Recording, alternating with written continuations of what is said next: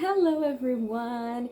Welcome to this class. Sejam muito bem-vindos, seja muito bem-vinda a essa aula. I am Teacher Julia, sou a Teacher Julia e vou explicar a vocês sobre o nosso tema de hoje, ok? Bom, nós vamos falar hoje sobre passive voice, a voz passiva em inglês. Bom, você já deve ter ouvido falar que existem dois tipos de vozes no inglês, ok? Na verdade, existem três. Também temos aí a voz reflexiva. Mas vamos trabalhar por enquanto com active and passive voices, ok? A voz ativa e a voz passiva. Bom, para que servem esses dois tipos de voz? É a maneira com que você enfatiza o que está acontecendo. Então, na voz ativa, é a maneira mais comum de construir as frases, né? Naquela ordem direta que nós conhecemos, o sujeito, o verbo e o objeto. Então, como por exemplo aí no present simple, no presente, né? He delivers the letters. Ele entrega as cartas. É uma frase natural, né? Numa ordem natural, em uma ordem mais comum. Já na passive voice, nós não vamos enfatizar quem fez a ação, quem praticou a ação, mas sim a ação em si. Ou seja, o que aconteceu com o objeto é o mais importante da frase. Então, nós podemos, inclusive, retirar ou ocultar o sujeito dessa frase. Por exemplo, the letters are delivered. As cartas são entregues, ok? Então, aí nós não precisamos dizer que foi ele que entregou, o importante não é dizer que ele entregou, o importante é que as cartas foram para o seu devido lugar, ou seja, elas foram entregues, ok? E nesse caso, como é no presente, então ele entrega as cartas e aqui na voz passiva as cartas são entregues, ok? E aí, de tempo para tempo verbal, essas estruturas vão mudando, ok? Vamos ver aí, então, sempre com esse mesmo exemplo de entregar cartas, ok? Vamos ver como isso funciona com os outros verb tenses, ok? Os outros tempos verbais. Vamos lá, então. Aqui no past simple, he delivered the letters. Ele entregou as cartas. Só que o que importa na voz passiva, o que importa é que as cartas foram entregues, não importa por quem, não importa quem praticou a ação. Então, nesse tipo de estrutura, nós vamos ver que isso se repete em todos os tempos verbais. O sujeito, caso ele apareça, ele virá depois. Então, se nós quiséssemos aí acrescentar, né, o sujeito nessa frase, nós poderíamos colocar aqui, por exemplo, no present simple, the letters are delivered by him. As cartas são entregues por ele. A mesma coisa aqui no past simple, the letters are delivered by him. É o mais importante da frase? Não. Por isso, ele vai para o fim. Então, na voz passiva, o que era sujeito na voz ativa vira objeto, e o que é objeto na voz ativa vira sujeito na voz passiva, ok? Então, nós temos aí, já no future simple, no futuro simples, he will deliver the letters. Ele vai entregar as cartas.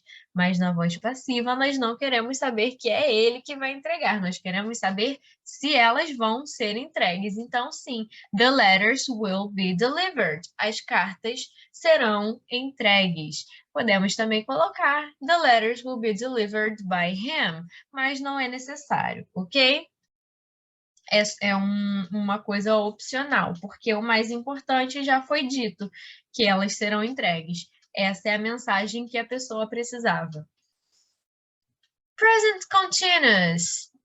He is delivering the letters. Ele está entregando, ou seja, neste momento, he is delivering the letters.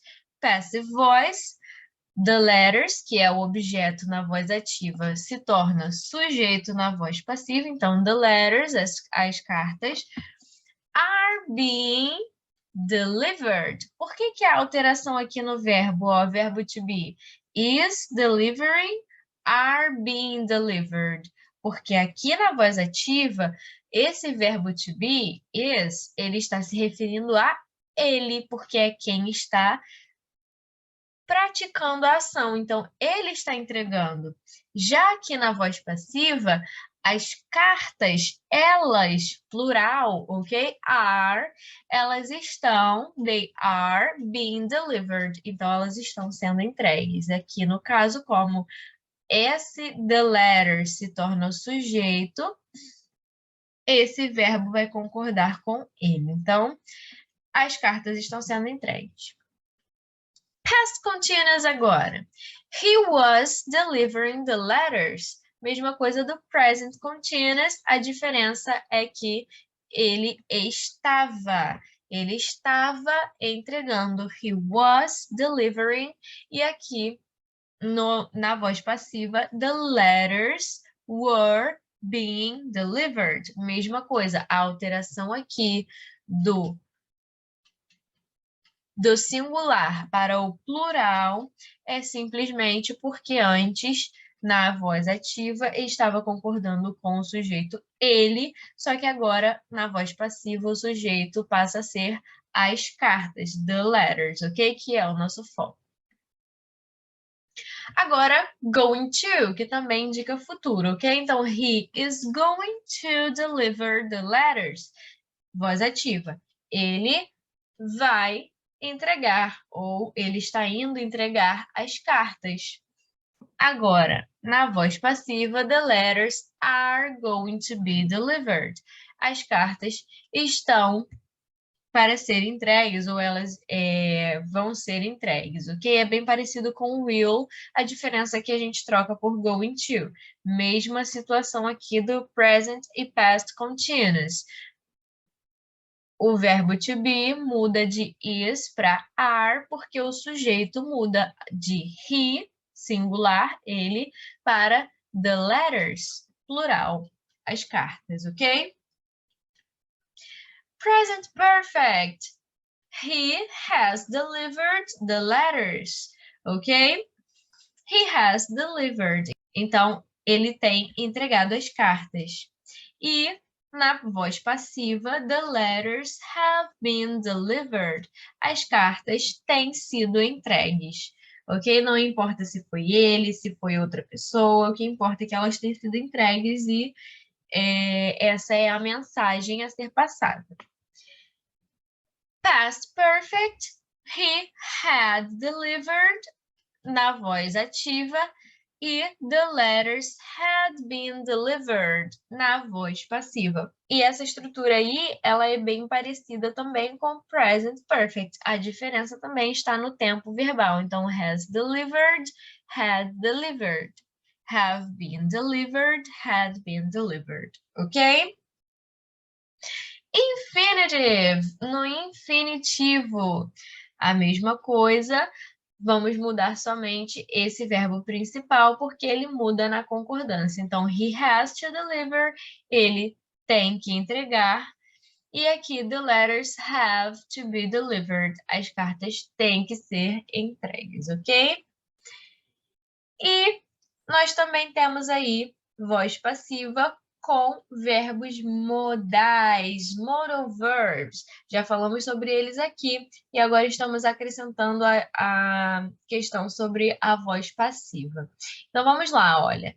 He must deliver the letters. O verbo must indica obrigação. Então, por exemplo, um carteiro, essa é a profissão dele, então ele é obrigado a entregar as cartas. He must deliver the letters.